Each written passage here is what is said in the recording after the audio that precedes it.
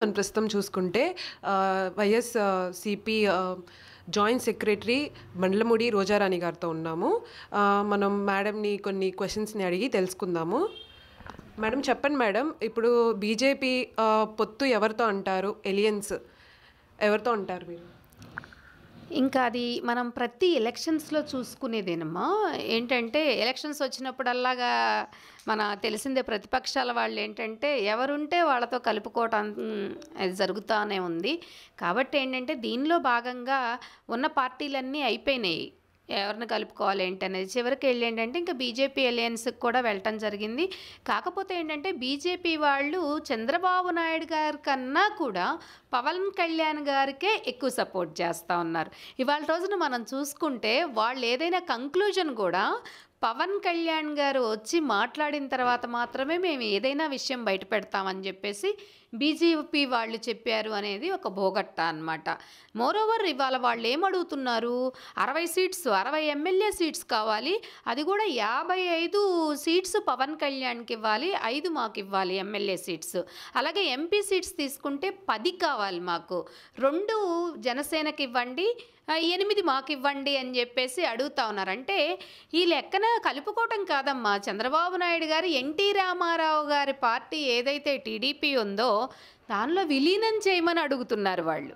Aliens పొత్తు కాదు, మీ పార్టీని మాలో కలపండి అని చెప్పేసి అడుగుతా ఉన్నారు. ఇంతకన్నా దురదృష్టకరం ఏముంటుంది చెప్పమ్మా. కాబట్టి ఏంటంటే అసలు మోడీ గారు ఒప్పుకుంటారా లేదా అసలు ఎలియన్స్కి? అందుకని నేను నా పర్సనల్ ఒపీనియన్ అయితే మోడీ గారు ఎవరికీ సపోర్ట్ చేయరు. బాబు గారికి సపోర్ట్ చేసేది ఉండదు, మా జగనన్నను వదిలేది ఉండదు. కాబట్టి ఏంటంటే ఎలా జరుగుతుందో మోడీ గారు మాట్లాడి బయటకు వచ్చి 4 మాటలు చెప్తే తప్ప మనం కామెంట్ చేసుకోవడానికి లేదు. ఇంటర్నల్గా వచ్చిన విషయాలు అయితే ఇది అన్నమాట. అందుకని చంద్రబాబు నాయుడు గారికి వాళ్ళు ఏమీ ప్రయారిటీ ఇవ్వట్లేదు, వాళ్ళు పవన్ కళ్యాణ్ గారికే ప్రయారిటీ ఇస్తున్నారు. ఇంక మనం చెప్పుకోవాల్సింది ఏంటంటే ఎన్టీ రామారావు గారు పార్టీ ఏదైతే ఉందో చివరికి వీళ్ళ పుణ్యమా అని చెప్పేసి పార్టీని ఇచ్చేసే రోజులు వచ్చేసాయని చెప్పేసి అనిపిస్తూ ఉంది, అంతే. ఇప్పుడు మరి బీజేపీ ఎవరిలో కలుపుకుందాం అనుకుంటున్నారు? లైక్ వైఎస్ఆరా, లేకపోతే టీడీపీయా, సిబిఎన్నా, దేంట్లో కలుపుకుందామని అనుకుంటున్నారు? మాకైతే ఏంటంటేనమ్మా, ఇప్పుడు స్టేట్ గవర్నమెంట్ ఏదున్నా కానీ సెంట్రల్ గవర్నమెంట్తో ఫ్రెండ్లీగా ఉండాల్సిందే. ఎందుకంటే ఒక కేంద్రాన్ని నుండి రాష్ట్రానికి మనం చేయాల్సినటువంటి పనులు, పర్మిషన్స్ ఎన్నో ఉంటాయి. కాబట్టి ఏంటంటే ఒక ఫ్రెండ్లీ నేచర్తో ఉండి ఫ్రెండ్లీగా కలిపిపోతాము, అది వేరే విషయం.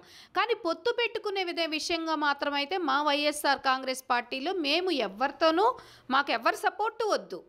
ఎలక్షన్కి మేము సింగిల్గానే వెళ్తామమ్మా, మాకెవరితోనూ పొత్తు కావాలని మేము అడగట్లేదు. సో అసలు వాళ్ళు ఎంతమంది పొత్తు పెట్టుకొని వచ్చినా we never mind of that. మనం చూసుకుంటే హెల్త్ మినిస్టర్ గారు దాడి ఏదైతే జరిగిందో అది అపోజిషన్ వాళ్ళు చేపించారు, లేకపోతే ఏమైనా సృష్టిస్తున్నారా నెగిటివ్గా అని ఏమైనా అనుకుంటున్నారా? ఎలక్షన్స్ దగ్గరకు వస్తున్నాయి కాబట్టి చీప్ పాలిటిక్స్ ఎన్నో చేస్తూ ఉంటారమ్మా. ఇవన్నీ కూడా ఎలక్షన్ పాయింట్ ఆఫ్ వ్యూలో ఒక స్టంట్స్ అని చెప్పుకోవాలి. అసలు గవర్నమెంట్ హాస్పిటల్లో ఎవరో గిరిజన బాలిక చనిపోవడం ఏంటి? అసలు వీళ్ళకి అక్కడికి హెల్త్ మినిస్టర్ గారు వస్తున్నారని ఎలా తెలిసింది? మేడం వస్తుంటే దాడి చేయడం అంటే ఇది ప్రీ ప్లాన్గా వాళ్ళు ప్లాన్ చేసుకొని ఇక్కడ ఏంటంటే ఏదో రౌడీ రాజ్యాన్ని సృష్టించాలని ట్రై చేస్తున్నారేమో, గుంటూరుని కూడా నాశనం చేయడానికి వీళ్ళు కంకణం కట్టుకున్నారేమో అనిపిస్తూ ఉంది.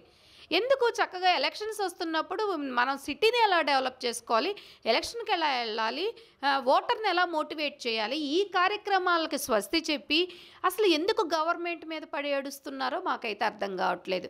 ఇప్పుడు అక్కడ ఒక ఎమ్మెల్యేగా, ఒక ఇన్ఛార్జ్గా మేడంని ఇక్కడికి పంపించినప్పుడు ఏంటంటే ఇక్కడ మేమేమీ చేయాలనుకుంటున్నామో వాటిని మమ్మల్ని చేసుకొని ఇవ్వాలి.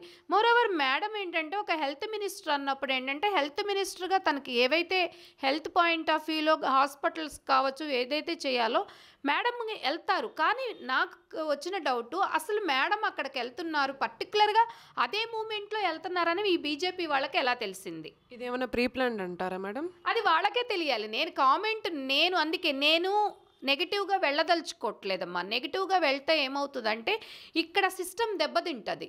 మాకు ఒక ఫ్రెండ్లీగా మేము వెళ్ళాలి, ఒక ప్రొఫెషనల్ మేనర్లో మేము ఎలక్షన్కి వెళ్ళాలి అనుకుంటున్నప్పుడు ఏంటంటే వాళ్ళు ఒక రౌడీయిజం చేస్తున్నట్లుగా మాటల్లో చేతల్లో ఉన్నప్పుడు మేము అలాగే వెళ్ళామనుకోండి, అక్కడ సిస్టమ్ బ్రేక్ అవుతుంది.